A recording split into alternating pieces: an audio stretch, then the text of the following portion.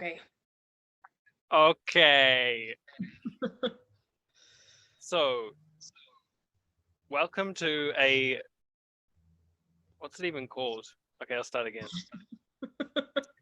Welcome to a new Club Dog special covering the entirety of the Harry Potter series.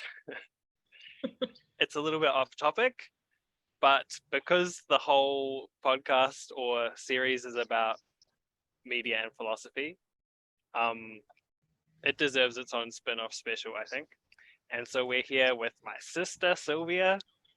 Hello. We've both been reading the books from beginning to end, as one usually does read a book.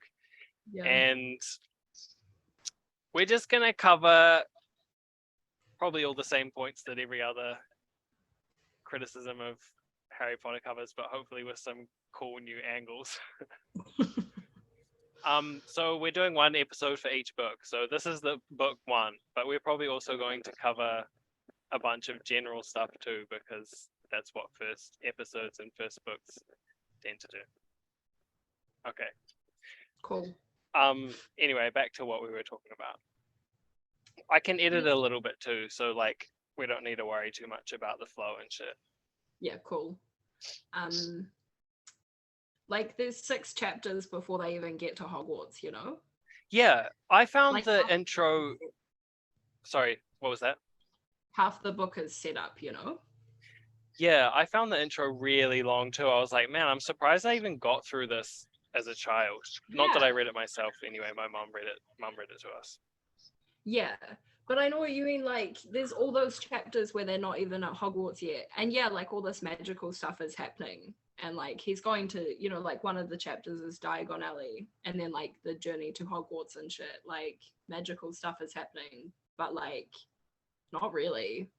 Like, not that much is going on, you know? And then, even when they get to Hogwarts, like, I guess it's just because we're reading back. But I kind of wondered, like, I obviously was too young to be reading them to myself or like really have much of a choice about what was being read to me, but like not much happens in the book, you know?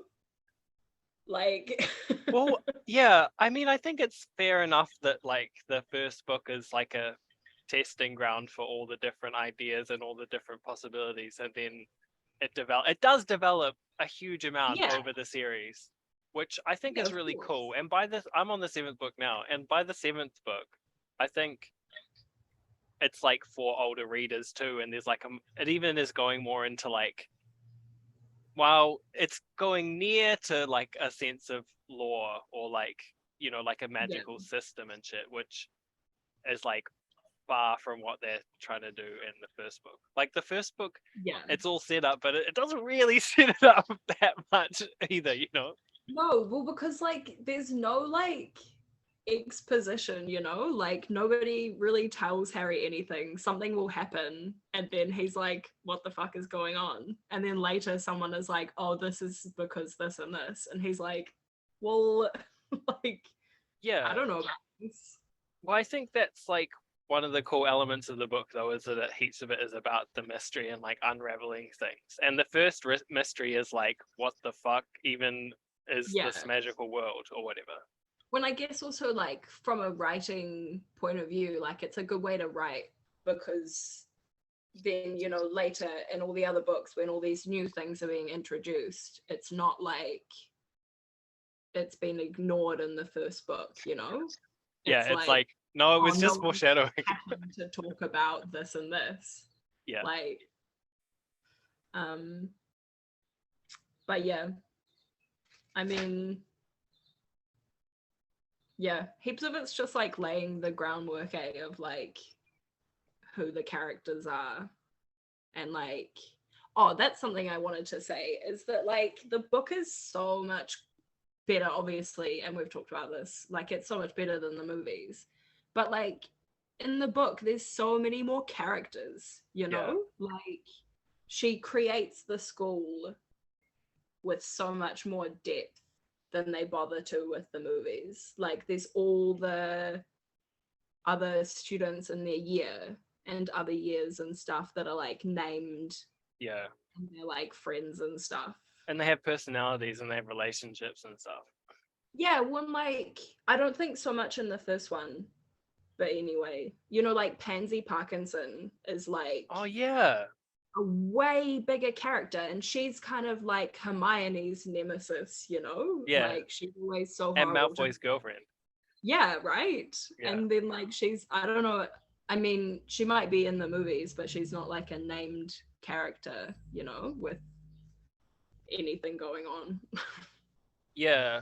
Well, I think like one of the big failings of the movies is that it's tried to focus on the magic and then use the kind of general overall arc of the plot to just like make a cool action movie out of the magic. But the Yeah. books are not really about the magic. You know, like it's not like other fantasy books or like especially in anime, like they go like really into like the systems of the magic or like the kind of Yeah. spiritual or energetic powers or whatever and how they work and shit. It's like a trope kind of in anime. But like it's so much more about the story and the characters and kind of just like life. You know, like the Yeah. characters are so distinct. And I didn't really, obviously, I was like a child when I was reading it. So you kind of just absorb it. But you know, there's like Dean and Seamus and shit. And like everyone's like got real personalities. And it's kind of Yeah. like a big part of it is like just dealing with other people. You know, like everyone's Yeah. annoying. Like everyone's got their negative parts. Yeah, one like they hate Hermione for ages, you know, and Ron's Mm. always like, God, that girl is so annoying. I hate that girl. I hope she's not in Gryffindor. And then she gets in Gryffindor. And he's like, ah, no. It's like, yeah, they all have like proper personalities. Yeah, like even especially as the books go on, like from maybe the fourth book or maybe the fifth book, and like Harry's like negative personality traits start to come out, and he starts to get Yeah, like overwhelmed by all the pressure and like yeah. Yeah, I know, because I've just finished the fifth one where like for the first half of the book, it's just Harry being awful to everyone around him. yeah, And everyone's like, look, we understand, we get it, but can you stop being a dick to like your best friends? And he's like, oh, no, I hate you though. you didn't mail me. Yeah, I know. It's like Dobby taking my mail all over again. Oh, he has a hard run of it, eh? Who? Harry. Oh, Harry. Yeah, I thought you meant Dobby. Nah. I don't know. Dobby's like a fine character, but I never really like I don't care. So going back to the beginning, Yes. which is what we're doing really, because it's such a foundational like piece of media or literature for kids Yeah. now, for our like generation or whatever. But like I'm like so like the kind of story and the not even lore, but like the kind of like overall story is so like embedded that going back to the very beginning, I was kind of like, it really doesn't tell you much. Or like, I don't know, like I was kind of surprised coming to it afresh at how like basic it was or something. Like why Yeah. would he have not realized that he was doing magic? Or you know, like there's like I know. a bit of like it's like a bit too like I'm for stories like foregoing the details for the purpose of the overall plot because like plot has meaning in itself or whatever. But there's like a Yeah. whole bunch of stuff that's just kind of like, oh, we don't need to deal with that. We'll just Yeah. brush over that for now. I was thinking about exactly that this morning, and I kind of got to the point, you know, like that he all these things keep happening to him before he gets the letter and finds out that he's a wizard that are like fully inexplicable, and he never thinks, you know, like he's 11, he's a kid. If weird shit like that was happening to me when I was 11, I would be like, ooh, what if I'm like magic, you know? And Yeah, he like never. Voldemort was. Yeah. When like, you know, like the only one that we read about in first person is like when the glass disappears. But like that's, you know, at the zoo. Yeah, yeah, yeah. Yeah. That's like such a weird thing to happen. And I kind of was like, oh well maybe he's just like so sad and downtrodden and has never like watched any movies or like read any books, that he doesn't have like imagination, you know? But then I kind of was like, maybe I'm just trying to get too much from it as reading a children's book as an adult, you know? Like, Well, it actually was. It kind of reminded me of the way that Howl's Moving Castle is written, which is like a bit whimsical, you know, like it's like and kids' books, picture books too, tend to be like whimsical and not logical, you know, like it's more like about getting a reaction from the kids or like inspiring imagination or something rather than like the pieces fitting together, because like ultimately yes. it doesn't really matter.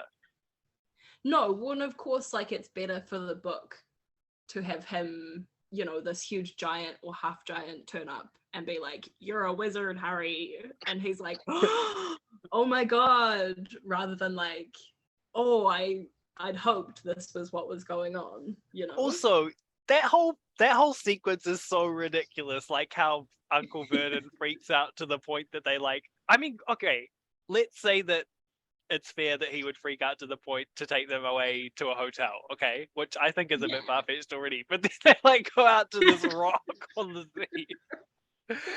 Like, what the fuck? They're like so obsessively normal, and like they're so obsessed with their like reputation and like, you know, like protecting Dudley and like whatever, all that shit, and then they're like, no, we're gonna go out to this fucking rock on the sea to avoid like magical letters from the magic school. It's like, It's so weird, eh? And there's that bit where like Dudley is like, is dad gone crazy? It's like, yeah, yes. he literally has. Slash, like the borderline between normal and crazy is much finer than like the borderline between alternative and crazy, I think. Yeah. Yeah. Lol. Yeah. Yeah. Um, what else even happens? Oh yeah, it was like, I don't know, like reading all the books, but the first one as well.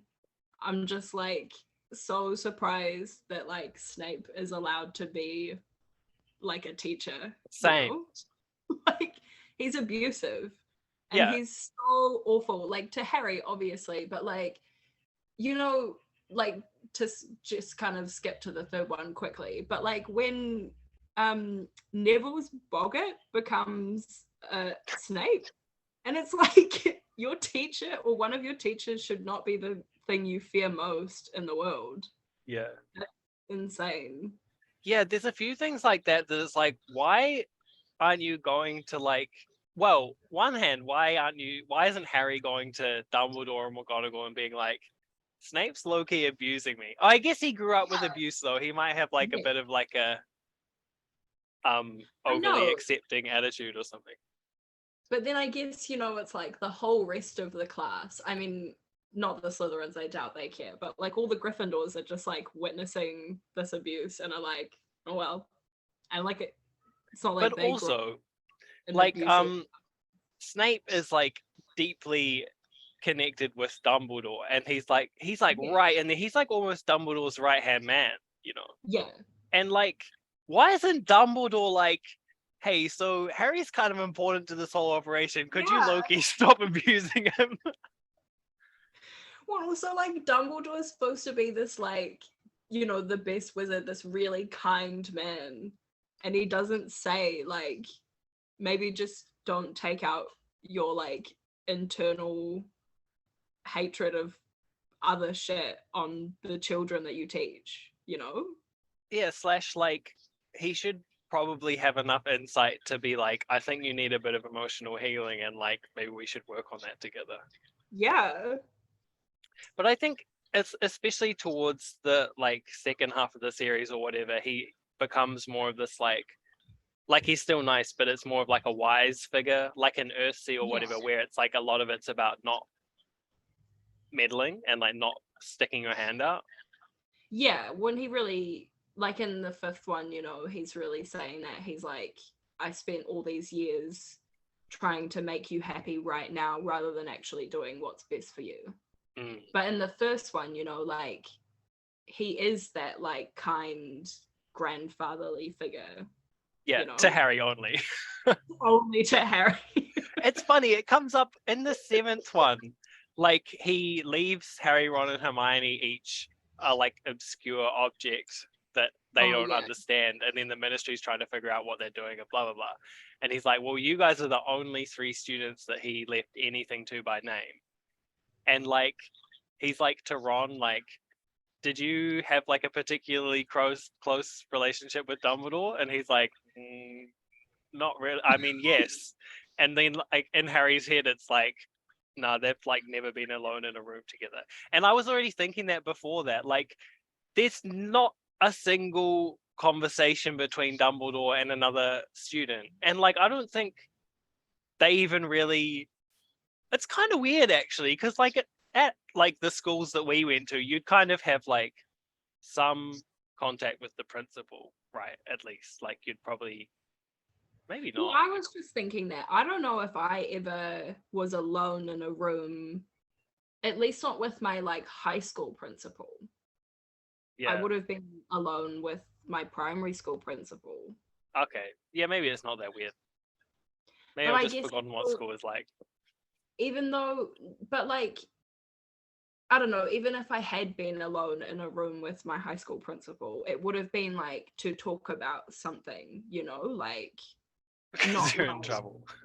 yeah, or like, you know, I want to start up this club or like put on this event kind of Oh thing, yeah. like a meeting. Yeah. But like Dumbledore's like friends with Harry, you know? Cute.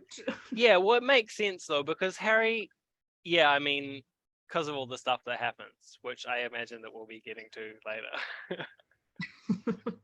Yeah, Yeah. the before I read Harry Potter, we actually like mentioned Harry Potter in a couple of the other episodes, partly because of its like lack of magical system. And it's like pretty stupid, really. Like the firstly, like having this thing that's like there's magic people and not magic people is kind of stupid. But then there's also magic people who just crop up out of the non-magic people. It's like, Yeah, why? right? But then It's also so you have to have a wand to do magic, which is also kind of weird. Like if you are a this magic person I was already, why do yeah, you need to have a wand? I was thinking about this as well. Cause like they say you have to have a wand. I was just thinking about like being expelled from Hogwarts. Because there's all these times throughout all the books where Harry's like, fuck, I'm gonna get expelled Yeah, and I'm almost never every gonna book. be able to do magic again. Yeah. But it's like that doesn't even make sense, you know, like the government is like, well, if you get expelled from school, we're gonna break your wand in half, which is kind of bizarre anyway, because it's like, oh, you failed like your license test, so we're gonna like fuck up your car, you know? But then like Hagrid gets expelled and they break his wand in half and then he puts it in an umbrella and does magic anyway. So Yeah, it's which like, is weird because later Harry's wand, well, when Ron's wand is broken, he like yeah. can't hardly use it at all. He's like it backfires on him and all that shit. And then later And when that's not even Harry's fully wand is broken, broken. he can't use it at all. Yeah. I know. There's no like internal Consistency. consistency. Yeah. But also you can get another wand made because Neville and Ron both get new wands. So like if you get expelled and your wand gets broken, like there's not really anything stopping you from say going to like one of the other wand makers, like not Ollivander, or like one overseas and just getting another wand and doing magic anyway. But even if you get expelled from Hogwarts, does that mean you wouldn't be allowed to go to like Durmstrang or Beauxbatons? You I don't know, see why like not, especially when also, Durmstrang. yeah, right. When also there's got to be a number of students, or not students, but like you know, wizard children who are homeschooled and stuff anyway, right? That's something else I wanted to talk to actually, because like there is mention of that. There's like a thing where like in the seventh book that when they take over the ministry, they make it mandatory to go to Hogwarts, whereas before it wasn't, and some people were homeschooled. But I also wonder, like, what the fuck are they doing for the first 10 years of their life before they Oi! Where do I they know. like? Is there no primary school? Like, where do they learn to read and write? And where do Yeah. they? And they don't learn any magic. Like, that's Yeah, weird. because Ron turns up and he doesn't know how to do fucking anything. And it's like, you're from like, an old pureblood wizarding family. Like, the only thing they seem to do that's magical is like ride brooms, right? Yeah, and I guess they're exposed to like the lore and like the parents' magic. I know, but wouldn't you? Yeah, like they're spending 10 years at home, presumably with their parents. Doing Wouldn't you what? think, like, this spell, you move your hand like this so that when you do get a wand and you're allowed to practice these things at school, you're like set up to do it? Or like all the stuff about like potion making and herbology, a lot of that stuff you'd be able to do Yeah, at home. yeah. Like, I mean, shouldn't there be some kind of like foundational training? Because then they just go straight into these like spells, which like that is also pretty abstract. Like, you just do this shape with your wand and say the right word, and then it's magic. Yeah. Like, it's nothing to do with this. Like, you're supposed to have magic in you if you're a witch or wizard, right? But you don't really Yeah. connect with that at all. You kind of just have to. It's just the material. It's just the fuel, and then like you just have to do these. But then you can also create spells, obviously. Yeah, right. Because like Snape does that and shit, and like obviously all the spells have been created at some point.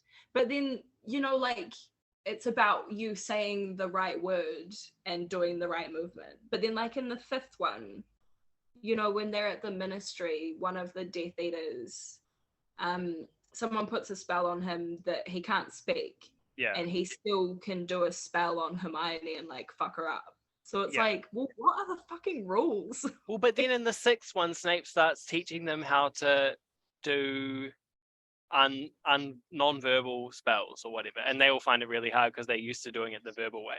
But you just have to kind of like do like it in your head or something.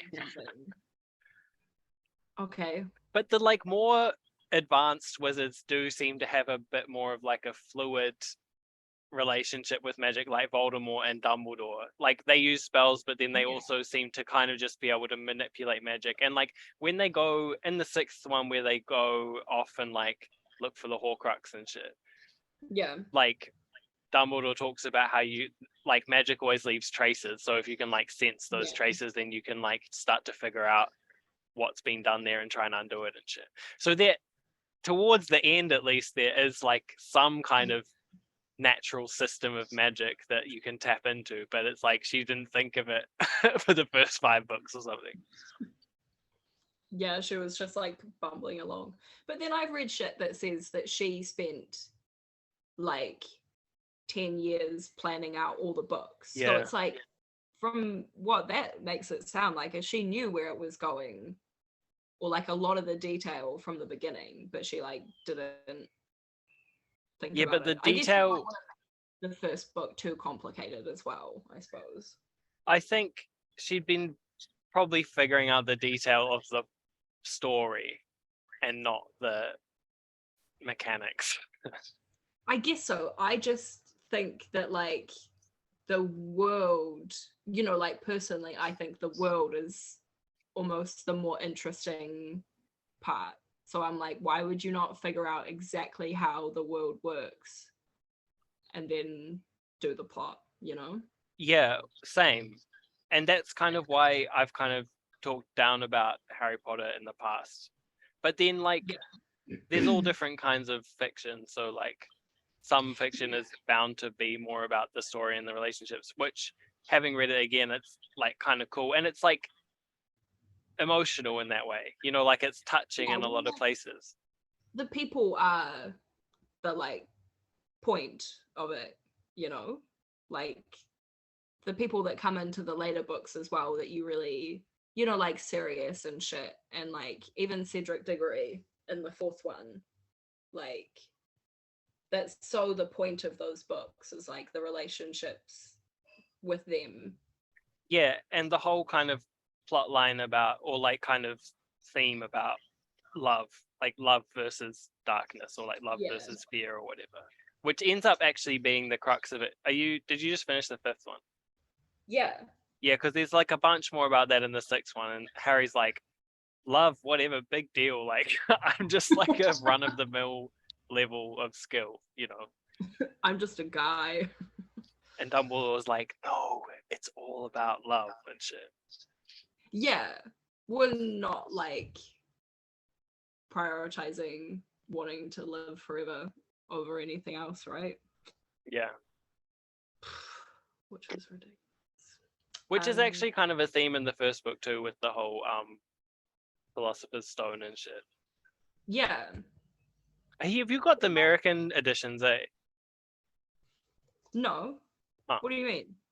Like, is your the one called... Philosopher's Stone, not the Sorcerer's Stone? Yeah, No, I had to get mine up from the library here, and it was a Sorcerer's Stone. I was like, ugh. And there's some dumb bits where, like, instead of it being a fringe, it's called bangs and shit. It's like, fuck off. Just leave that shit in there and let American kids figure it out.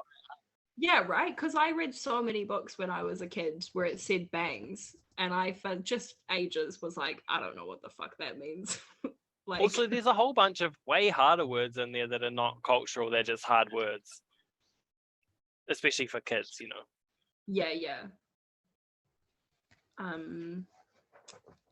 Yeah. They're pretty good though. Yeah. So they come to Hogwarts. Yes, they do. I'm kind of like curious about how they decided what was necessary magical education as well, to be honest. I think about this more than just like in reading these books. Because, like, for one, all the spells they are learning are like Latin words or have their roots in Latin words. Why aren't they learning Latin? Good question. Also, like, yeah, like there's nothing that gives them access to like the underlying principles of magic. That's the issue that I have. Well, also, like, I just think it's such a huge disservice to them that the history of magic teacher is like a boring old ghost that nobody listens to. Because, like, all the stuff they mention about how he's droning on about like the goblin wars and stuff, it's like, that's fucking cool. And like, this kid has come from like, you know, a muggle school. Oh yeah. Where history has not got goblins fighting wars.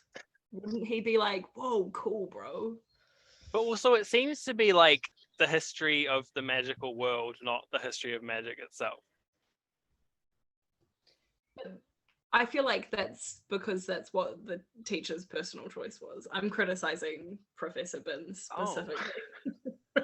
Well, obviously, it's like modeled on an English school, which actually is like one of the things that I think made me really want to read the books again, is because it's like this real English environment, which I know is tacky, but it's kind of like a intergenerational nostalgia kind of thing. Like, yeah, I've got English heritage, and like, what would it be like to be an English guy, not like a exported like island immigrant guy. Yeah, which is real cute. It is fun. I mean, what else are they even doing in the first book? Because they haven't started their like elective subjects. They just do like, yeah, it's like potions, herbology, transfiguration, herbology. charms, astronomy, history. Yeah. Is that it? I think so. Yeah, like what's the point of any of those things?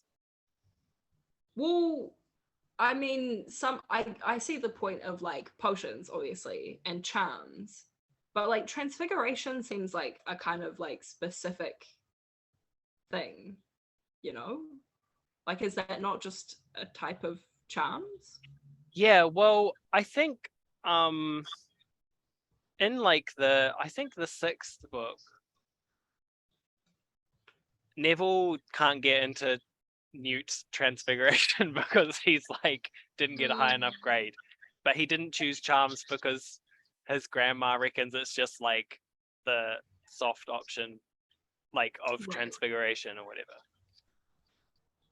But McGonagall doesn't think that, and she's like, no, just do charms. I think And I read this description that said like charms is like about charming objects, but transfiguration is about transforming things. Yeah, I guess so. I guess, yeah, because in the fifth one, they're learning how to like vanish objects and like Yeah, and summon the it. opposite of that. Summon. Yeah, yeah. But Yeah, I know. like, And Hermione like summons birds to attack Ron because she's jealous. Was no, that the that's the sixth sixth one? one. Yeah, yeah. But then, to go back to my questions about the world, where are you vanishing things to, and where are you summoning them from? Good question. It's like matter Because is like finite, right? And there's like a balance of the universe that is well, like, that's our world though. That's the I Muggle know, world, but bro. is it different? But like, it's based in our world, presumably. Yeah. But is that different in this world? Well, that's one of the things too, because in my kind of knowledge of the occult / spiritual / metaphysical, obviously there's not different planes of existence. Like you don't have like a physical existence that's separate from like the ephemeral stuff that constitutes who you are. There's Yeah. just like a gradient from like what is tangible, visible matter to intangible, invisible energy or whatever. Yeah. And so I think that's kind of one of the things that's lacking in terms of a system too, is that it's like they seem their bodies are just human bodies, but then they've got this magical thing. And what is that? It's just magic. Like it's like something beyond the laws of physics or Yeah. something. But then it has laws. But then what are they? Yes. But like, Yeah. I want to know where and when and how and why you would use each of the subjects. Like you have to study astronomy, but it's like you don't really see anyone using astronomy in the wizarding world. And if you really think about it, most of the people in the wizarding world are not really using magic that much. Like it's in the ministry, especially, like a lot of it seems to Yeah. just be like they're not very engaged with magic and what it is and what it could be. They're kind of just like everyday people, but they do the cooking with magic. And Yeah, like, yeah. I'm not sure about that. Even with astronomy, it's like, what are they doing astronomy for? Because everybody seems to think that like divination is a bullshit subject.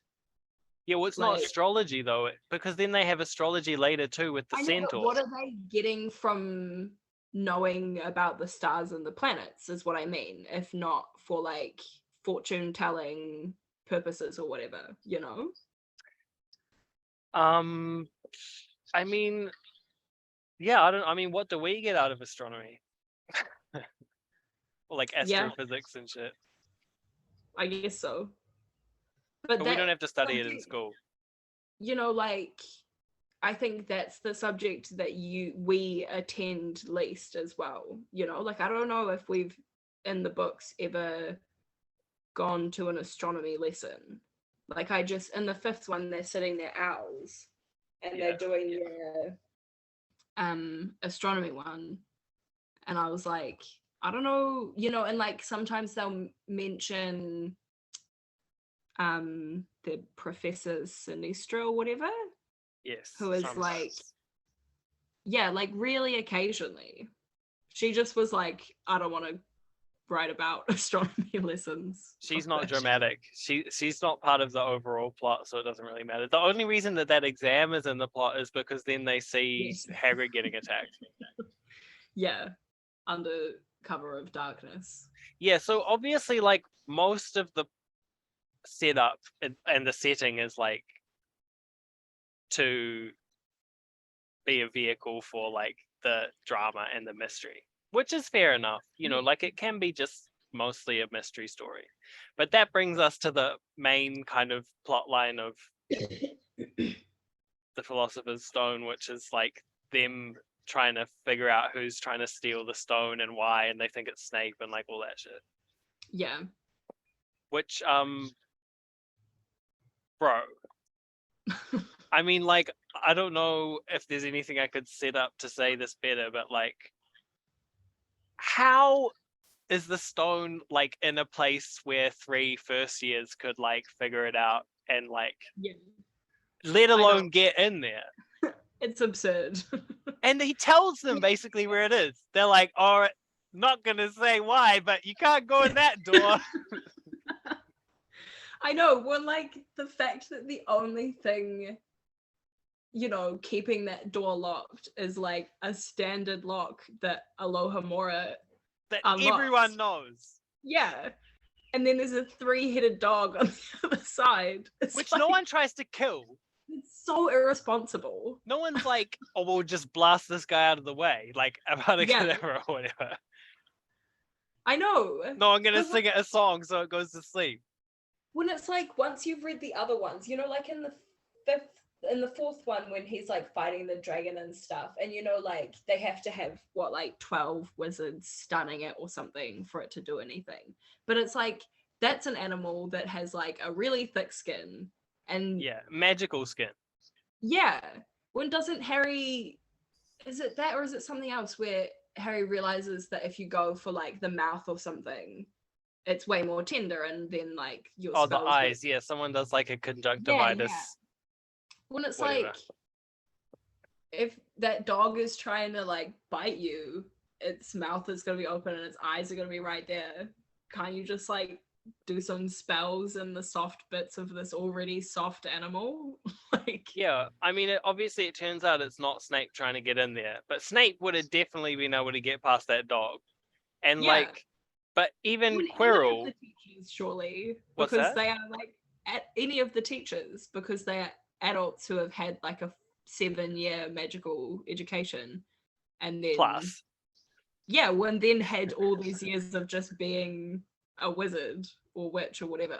When they're like kind of at the top of their field, otherwise they wouldn't be the teachers. Like they're all, it's like McGonagall and Snape and shit. They're all like right at the top of their game. Yeah. But I mean, obviously they're not trying to get in there. But wouldn't everyone be trying to get in there? I guess they're scared off by the fact that it's Hogwarts. I know, but like, wouldn't, like the twins can't be the only like naughty troublemakers in the school. Surely people are like, oh, I wonder why we can't go here. Let's have a little look. Well, how many people are there in the school really? Because like in their year in what's that? Not that many, right? Because like there's 5 boys in their year in Gryffindor. Is it 5? Yeah. Yeah. So if you assume that there's like 5-ish people, so that means there's of each gender, so 10, so 40 each year. 40 times 7, which is what, 280? That's not that many people. I guess it's more than I thought.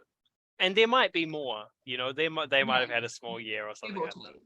But then that's another thing, right? Is like they can't every year have an equal distribution of the characters of these. Like surely some years there's like maybe 2 or 3 Gryffindors and like 10 Slytherins, right? Just because of like the people that come are different.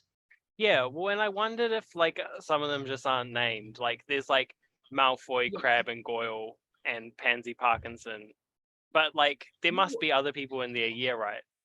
Yes, because I was just reading the bit where they get sorted, and there's some names that I think are never mentioned again, but then there's ones that come back, like Susan Bones is talked about later. Yeah. And she's mentioned, and like Hannah Abbott and shit.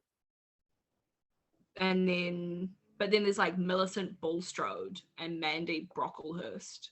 It's like, I don't know who those people are. Millicent Bulstrode. Oh yeah, she comes back though. Okay. Well then like Justin Fletchley, he's mentioned later. Yeah, heaps. Yeah. I think Millicent Bulstrode like asks Harry to the dance in the 4th one, doesn't she? And he's like shocked, and he's just like, no. Yeah, and then he's like, I don't know why I said no. No. Yeah, and then he misses out on all the like 1st, 2nd, 3rd grade chances and just has to go with like a real last resort option. Yeah, those poor other twins, eh? And they have a real shit time.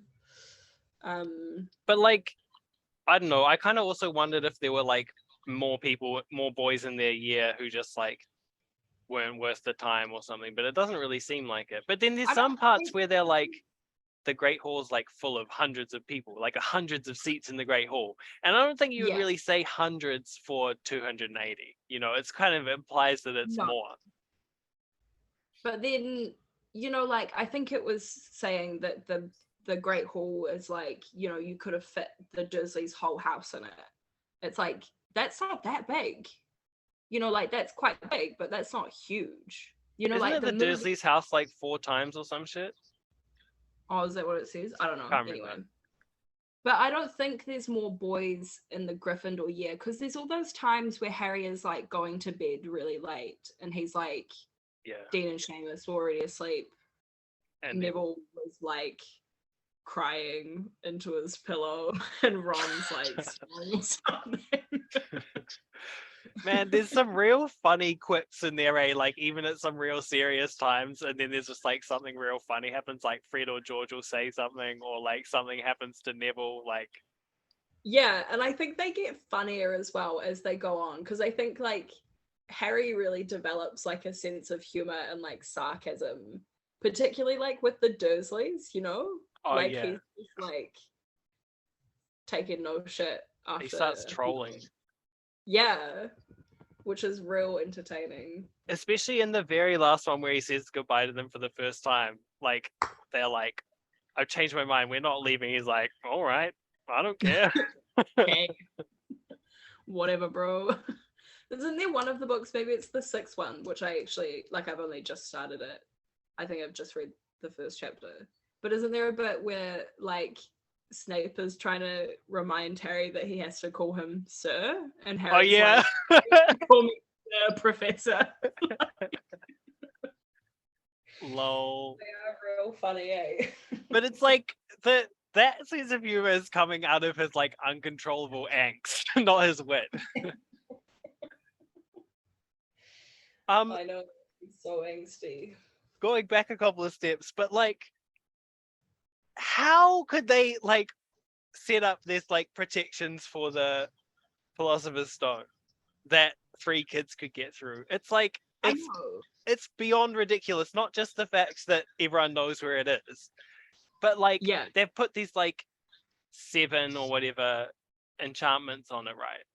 yeah, But they all got a huge like door that you can just open right through the middle, like yeah. metaphorically I speaking. know. Like it's like what? Who thought Yeah, that just this weed was gonna keep someone out? And it's like, oh, but it yeah, doesn't matter because then there's like another thing. But you just have to catch the key, and then you just have to work out yeah. this riddle. I know, and it's ridiculous because it's set up as like a challenge, you Yeah, know? Like the way that those, and of course it's so that they can get through it and for the plot or whatever, but it's like if you were actually making things to keep someone out, you'd make them like impossible. yeah. Because who needs to get through there? Nobody. And later down on in the plot, there's like way harder ways to hide something, like the Fidelius charm that means that you can't actually find the place without being told by the Yeah.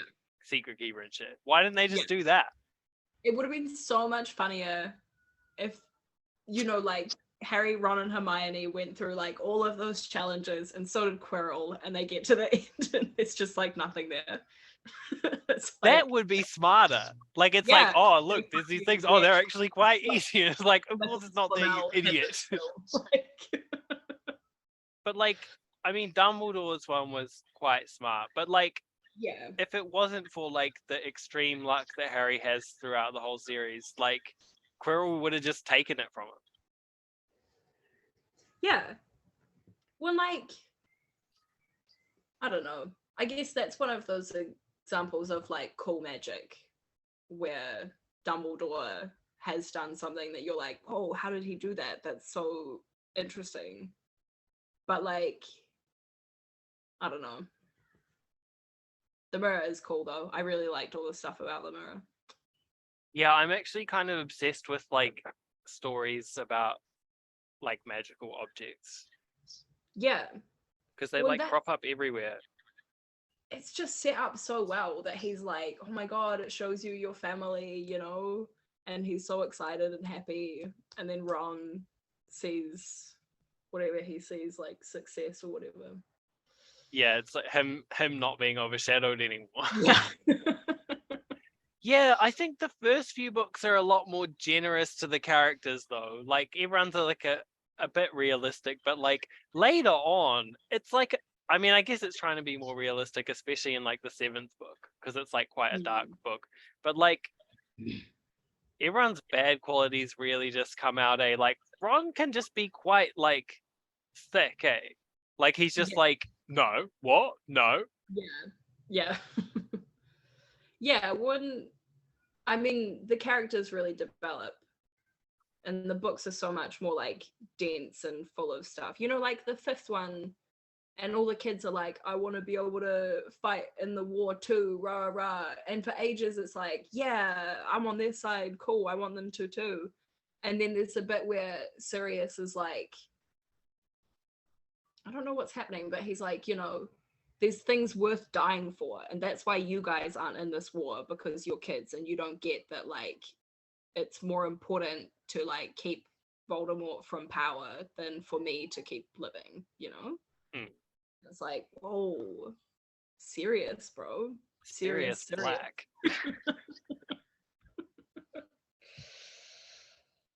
Oh. Yeah, what else happens in the book? He duels Malfoy. Or like it's gonna duel Malfoy. That happens. Yeah, they don't actually fight until the second one, that dueling club thing. I kind of thought that they were going to have more action in the first one. Yeah, the first one's just like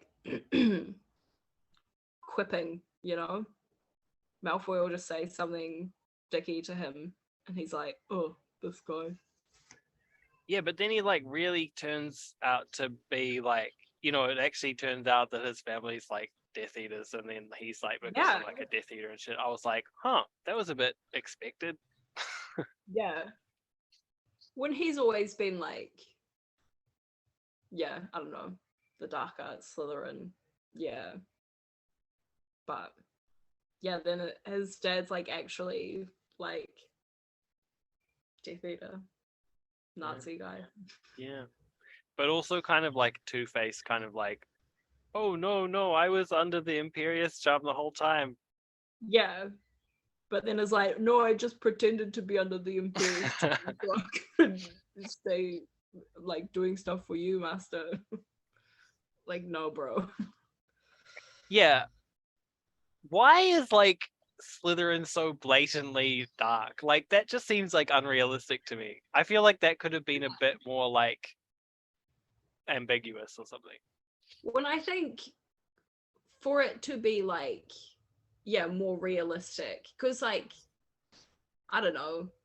Yeah, I mean, like, I guess in the later books, it goes more into that Slytherin wanted the whole school to be pure blood. So there's like that. But then, like, it's not like all Slytherins are pure bloods. And it's But also not like everyone who thinks that pure blood is more important than Muggleborn is evil. Like it's just conservative.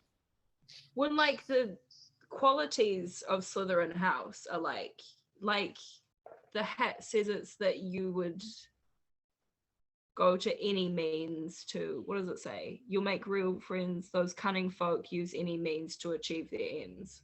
Yeah. But it's like about cunning and stuff. yeah, but I guess for it to be more realistic, there should be more of like a spectrum of people in Slytherin. Yeah, I think there should be a few people who they like can more or less get along with, and then Malfoy's like at the worst end of the spectrum. Yeah. But they're like this weird little club that kind of hates everyone and is hated by everyone. Yeah, they're really like separated out. Because there's all these like Quidditch games and shit where like Hufflepuff and Ravenclaw are like going for Gryffindor or something. It's like, I don't know, maybe that's part of why they like hate everyone, is they're like, oh, everybody hates us, you know, everybody thinks we're evil. I mean, I guess it's possible. Like, it's not completely unrealistic, but it's not really like realistic. I don't think. No, it wouldn't really. I think it's that, like, it's the same thing as how horrible Snape is that, like, the book has to have antagonists within the school. I So, know, but you like, can have antagonists that have personality. you know, no. you No, know, no, like you no. can have antagonists that are understandable, and you can see how their views differ and like why they're doing what they're doing and shit. Which is only like with Snape Yeah. and Malfoy. I mean, Malfoy's kind of explained because he just like grew up in that environment and he's trying to impress his dad. He's got daddy issues. But Yeah. Snape's is a bit more flimsy because like his whole thing is that he was in love with Lily, right? Yeah. And then it was kind of his fault. Well, it's like his fault that he ruined his relationship with her, and then it was his fault that they found out about the prophecy, and then it was kind of, oh no, it wasn't his fault they died. But anyway, he's got like all this guilt and shit. But then wouldn't that mean that he's got like both fucked up angst and regret and a bit of a soft spot for Harry, you know? You would think so, eh? Because, like, I don't know, like they try to give him, or she tries to give him some more like human stuff, like in the fifth one, and Harry looks in the pensieve and sees Sirius and James bullying Snape. Yeah. And they're being really awful, and they're like, that's when he calls Lily a mudblood, and like, she's like, well, fuck you then. But Yeah. it's like, I don't know, I guess it's just one of those things where you're like, well, if that is the life that you had at Hogwarts and it fucked you up that badly, why are you, as an adult, inflicting that on someone else, Yeah. Well, I But then mean, it's like a little that's violence. yeah, right? That's realistic. Yeah. But fuck that guy. Yeah. I don't Yeah. There's um actually a lot of stuff about kind of daddy issues and shit, eh? yeah. Well, Like, and Voldemort says that when he brings him back. He's like, oh, maybe he doesn't. who? There's something about we both had like fucked up dads or something. Oh, it's a Snape. Maybe I can't remember because it can't have been to Harry. I can't remember who he says it to now. Is in the seventh But book. he's got daddy issues. Yeah. Yeah. He's got huge daddy issues because his dad was left his mom and was a muggle and blah blah, and then he killed his dad. Yeah. And Yeah. then And there's then Barty Crouch too. Barty Crouch Jr., who's yeah, got those big daddy issues, and that's why he's so obsessed with Voldemort. he goes crazy, eh? Yeah. That's a good one. Full Yeah. so good. Actually, one of the things that like really struck me reading it again was like how political it is. Like all the stuff with like, I mean, there's obviously stuff about rights between like Muggleborns and like pure bloods or whatever, and then Yeah. later on there's like, I mean, but there's like a range. Every book seems to have a bit of something. Maybe not the first one. Oh no, but there's like, yeah, there's always Hagrid who's like gets dissed for being like a half giant and like an oaf and shit. But then there's Yeah, but like, it's not even really talked about in the first like few books, right? Like nobody says that he's half giant, do they? no, they Because find out about it in the fourth one. yeah, and there's that bit where they find out about it because yeah, Rita Skeeter writes a piece about it, and Harry is like, it's another one of those moments where Harry is like, who cares? And Ron is like, giants, blah blah blah, like they're evil and awful and violent and Yeah, oh my Ron's god, always like that. He's got scary. this like real pure blood prejudice that comes up heaps like in the last couple of books. Yeah, Buzzy, eh? And like Hermione's always like, that's horrible. And he's like, but goblins are like blah blah blah, you know? Yeah, yeah. But that shit is like pervasive all through it, right? And like in the fifth one at the ministry, and there's that statue that is the wizard, and then there's like a centaur, a goblin, a house elf, all like lovingly looking up at their like, Human godlike masters. of a wizard. That's like, I don't know what the fuck, hey.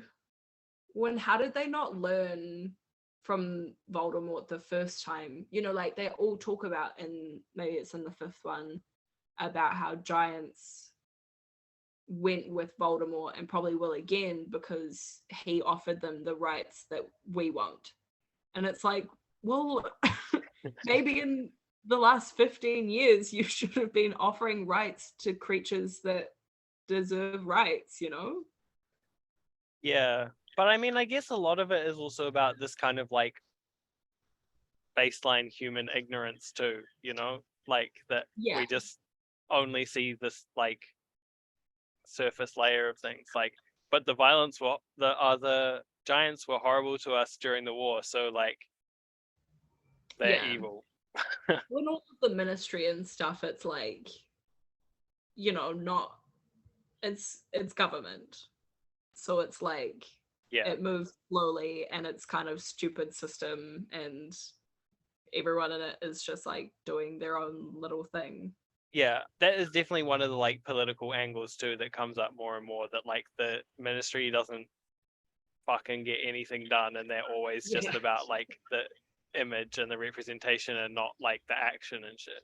Even when Yeah. the like the minister changes to like the guy who's been the top aura guy and shit, and it's but then he's just like, but no, the image. Yeah. Scrimgeour. Yeah, because I've just read the first chapter of 6, which is when Fudge is going to see the other Prime Minister. Yeah. Which is fun. Yeah. Yeah. Oh, that's one more thing that they don't have in the movies is just Charlie Weasley is not in the movies at all, ever. What about Bill? Bill is. Because he's married to Fleur. Yeah. When he's way more, you know, like in the fifth one is well, I was just like I'm just looking at the chapters of the first one. And you know, there's when Hagrid gets the dragon's egg and like Charlie comes to pick it up or whatever. Yeah, yeah, yeah. Is that not in the first movie? It is, but they just give it to Charlie's friends. You know? Oh, it is his friends, isn't it? No, it is his friends anyway. In the book? Yeah, I think so. Oh, okay. Because they're Well, going to visit him in Albania or whatever. Yeah. But he's like in the fourth one because he comes to the Triwizard tournament. Yeah. And all that shit. But Bill is kind of more like the main one. You know, like he comes back to be in the order. Yeah, kind of good point. Charlie doesn't come back. Yeah, no, well, they do explain it. They're like, Charlie thought about coming back, but then Dumbledore wanted to get as many like abroad wizards on side. So Charlie's like working that angle. Yeah. That's probably about it for the first book. Was there anything else that they like set up in the first book that's important? I don't know. They set up all the stuff about that like Voldemort can't touch Harry and stuff, which is just like not explained at all. You know, Dumbledore's like, yeah, you're too young. True. Yeah, I guess a lot of the foreshadowing kind of starts in the second book. Yeah. Which we will deal with next time. She often, I think, like foreshadows stuff like maybe the book before or something. You know, like in the fourth book, Dumbledore says something about like, oh, I don't even know the whole castle. One time I really needed the toilet and I found a room full of toilets. And then in the fifth one, Harry's like, oh, that's the fucking room of requirement, you know? Yeah. Once they found it. And then it turns out a bunch of people know about it, but they didn't really know about it. Yeah. What a cool room. Yeah. I also, though, just in general, about like the series, like why I was really craving to read it or something, is that like some of the atmospheres are just so like, I don't know if it's like because they're ingrained in me because I was so young when I read them, or if they're just like really well designed or whatever. But like the kind of like castle atmospheres and like Diagon Alley and the Leaky Cauldron and the night Yeah. bus and like all this kind of like real Well, the atmospheric. burrows, What's that? the burrow. Yeah. Like I always think about that scene in the second one where there's all the shit just like magic, you know, the dishes are being done by magic and you see Molly's clock that has everyone on it that comes back later. So cool. That Yep. like magic world stuff, that kind of like real mundane stuff is really good. I actually don't get off on that shit, eh? I really like the atmospheres, which are actually nothing to do with the magic. And I'm quite into like lore, which is why I kind of thought Harry Potter was dumb actually as an adult. Because like compared to something like Lord of the Rings, which has so much lore and goes so deep into like the dynamics between the different players and blah blah blah. Yeah. It's just kind of like it's so like well, it's just like fantastical, you know. Like it's like Yeah. okay, life's all the same, but it's way easier because we could just make magic do it. But then like, you know, you're comparing books written for children to books written for adults. But also having said that, like, you know, Earthsea is like for children, Yeah, but there is like a depth of the world that huge has depth, huge depth of like magic too. Like and like the attitude, like the ethics of magic and shit. You know, like he goes in Earthsea when he like goes to train with Ogion or whatever. Is his name? I can't remember. Odeon? Yeah, I know what you're Whatever. talking And like they don't even do any magic. They just like looking after the goats and shit. Like that's the real shit, I reckon. Like it's like about understanding nature because that's what you're trying to manipulate is like the kind of dynamics of nature or whatever. But this is just like it's kind of like a reflection of our attitude of convenience and shit. Like we'll just make robots do it because then we don't have to do anything. Yeah. Do you think that's just like, I don't know, like Le Guin's been writing science fiction forever, right? Like for adults Yeah. and for children. Do you think that's just because she is like better at it, you know, like has more practice at it and I don't know. I think she's probably just deeper as a writer and more nuanced. Yeah. I haven't read anything else J.K. Rowling has written, but I don't Well, know. what is there? There's just the companion books, isn't there? No. What? She writes crime novels under a man's name. Oh yeah, what's the name? Robert Galbraith. Yeah, I remember that from when I worked at RDB's. Yeah. And I think she's written some like fiction, adult fiction, maybe like a couple of books or one book or something. I can like see the cover of one of them, but I never was interested to read it. You know, I know she said she wasn't gonna like write any more of the Harry Potter story, but I really think it would be good. I reckon she should, to be honest. I would read them. I would read them. I would love. There's just so much she could do with it, you know? Like she could write about. I would read stuff about like the you know, like James and Lupin and Sirius and shit. Like even Oh, though we know stuff about what happened to them and like know the future, I would read about like them figuring out how to become anime guy and like yeah, being there for their friend because he's a werewolf and and making the like Marauders that's map. fucking cool. Yeah, Love that. and And because you there's so many clues say about. all the teachers are still the same teachers, but just like a bit earlier, you know? Yeah, Oh, I was thinking like it would be cool to just like see what they're doing in a few years, you know. oh yeah. Yeah, I mean, I would read that too. before they have kids and shit. Though, yeah, no. Oh, we should probably get to the later stuff in other episodes. Yeah. About like the And later it's hard not to development. just like keep going on into the future of them, eh? Yeah. And it's hard not to talk heaps about the fifth one because I've just finished it like yesterday or whatever. Yeah, well, I mean, yeah, no, it's good. I think we're good. Yeah. Okay. Any final comments? Um, Do a summary. a summary. I mean, yeah, it's fun. The first one's like not, I don't know, not hugely in depth of anything, but it's like laying that foundation, and it's still really fun and easy to read, eh? Which is quite nice sometimes. Yeah, I think I read it in like 2 days or something. Yeah. Yeah, I think definitely the first few books have that real like nostalgic atmospheric buzz too, like where he's like finally got this like home and sense of belonging and friends and like purpose or Yeah. something.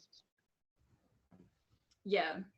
Oh, one last thing I wanted to say though was that like, I mean, they kind of refer to this, but I think Harry should be quite a lot more fucked up after all the stuff that's happened to him. Yeah, totally. Like, especially with the Dursleys. Like, he Yeah. should be like a little bit more like, not dark, but like damaged, I think. Yeah. And yeah, I don't know, like he comes into this whole new thing and it's like quite easy for him to like accept it all, and like believe in it and believe that he's got all these like supportive adults and friends and shit. Yeah, he's like, he doesn't have trust issues. Yeah, which you think he would. Yeah. I think Yeah.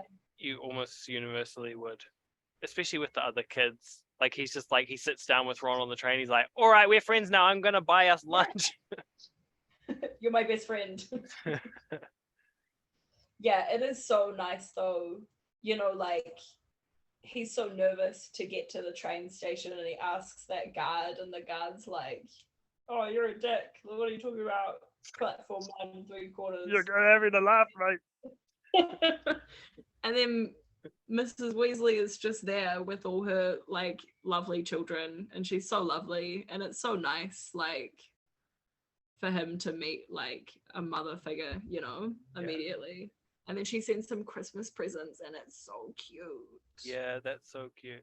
Though, I was kind of like, why don't they have instructions for that on the letter? Because like half the kids coming in are like muggle born. Yes. And what, they're just going to turn up, they're going to do exactly what Harry did and turn up and ask the guard, like, where's 9 3/4? Like, don't they have like people asking every year? Yes. And there's got to be at least like a kid a year who is muggle born who gets there and there's no wizarding family around to ask and they're like It just never gets on. What the fuck? Is this a joke? Yeah, well, like, for Harry, like Hagrid ended up coming in person because he couldn't get the letter, and so he got this full explanation, took him to the Diagon Alley and shit. But like, what about like Hermione, for example, or is it Dean or Seamus? One of them's Dean. Like, they would have just got a letter, and they're like, "All right, I'm going off to Diagon Alley." This just occurred to me. Maybe the Muggle-borns, because Harry isn't Muggle-born. Maybe the Muggle-borns get a different letter, that has more information about shit. Maybe. Like, that's a plausible explanation for how Hermione managed to go with her dentist parents to Diagon Alley. Which they do in the end. Like, they meet there that summer. Yeah. When she comes to school fully prepared with all of her stuff. Yeah, I guess they would have gone there the first time together too. But like, there's also like Aunt Petunia is like, oh, when the letter came, like my parents were so proud. It's like she's not like some fucking weird wizard came and like took her around Diagon Alley and shit. It's just like a letter comes and it's like, all right, turns out there's a whole world I didn't know about, and I'm just gonna go off and be part of that now. I know, would not more Muggle parents just be like, what a stupid joke? Yeah. Like imagine if it had come. Imagine if Harry didn't exist and it had come to Dudley. Then go fucking. I guess it would be like the same thing would happen though, right? That like more and more letters would arrive and they'd be like, this joke's getting out of hand. And then someone would turn up and be like, take this Hagrid would turn up.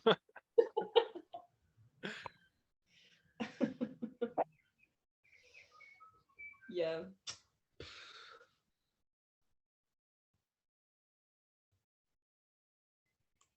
That's what I want. I did find it like, I don't know, like as I was reading it, it was clear, but even now, like a few weeks after reading it, I can't entirely remember what happened in the first book versus movie because I've just seen the movie so many times, you know? Yeah, see, I haven't really seen the movies. I watched a few of them recently because I was having this craving for like Harry Potter vibes. Yeah. But that was why I read the books, because they just like didn't do it for me. Like they just don't have the essence in there. They've just got the aesthetic, which is good. The aesthetic's really good. Yeah. When I guess I watched them all as they came out when I was like, I don't know, however old. Like I remember must have missed the first one. I missed the first one, and actually I missed the second one because Jane Tollerton took me to it. And in the second one, they start in herbology and they're repotting the mandrakes, and she pulls up the baby and it screams, and I was like, "We gotta go. I'm not watching this. This is too scary." That's the scary bit. Yeah, like 5 minutes into the movie, I was like, "Nah, I'm not doing this." Yes. But like I think I have a way more like nostalgic like relationship with them. Like I remember going to a sleepover once where we watched all of them. How? In a row. We were up for like so long. It took so long. Is that even possible? Well, I mean, yeah. I think we turned them off at a certain point and went to sleep for a while, and then in the morning we kept going. Oh. But it's a lot of hours, and it was actually no fun at all. Yeah, I'm nearly finished, so it's all good. But I start to feel a bit like the marathon is like a bit of a mission, because it's like you got to keep going, you got to get to the end, but it's like I don't know. I even felt that with 5 because so much of 5 is like not enjoyable in a lot of ways, you know, and like Harry keeps saying throughout the whole book, he's like, I've lost everything that I love about Hogwarts apart from like Ron and Hermione, you know. He's like, there's no Quidditch, there's no Dumbledore, there's no like everything's awful, and you're reading this like 800-page book of this depressed teenager being like, everything's shit. I was like, fuck, bro. Oh, there's plenty of good moments though. Yeah. I kind of wish some of the other books were longer so that you'd get more in there, you know, like more detail and more like. I think they must have told her to stop making them so long after the 5th one, and then she like cut them down. Well, the 7th one, it's not much smaller than the 5th one, but the 6th one's smaller. I think the 7th one's significantly smaller. It's not. I think there's like 600 pages. 7, I can see it on my shelf. 7 is maybe a little bit smaller than 4, which is a little bit smaller than 5, but it's bigger than the 6th one. Yeah, I remember when 4 came. 4 was the first one that came out while I was still already reading them. And like I was like, fuck, that's fucking big. And then the next one came out, I was like, fuck, I'm never gonna get through this.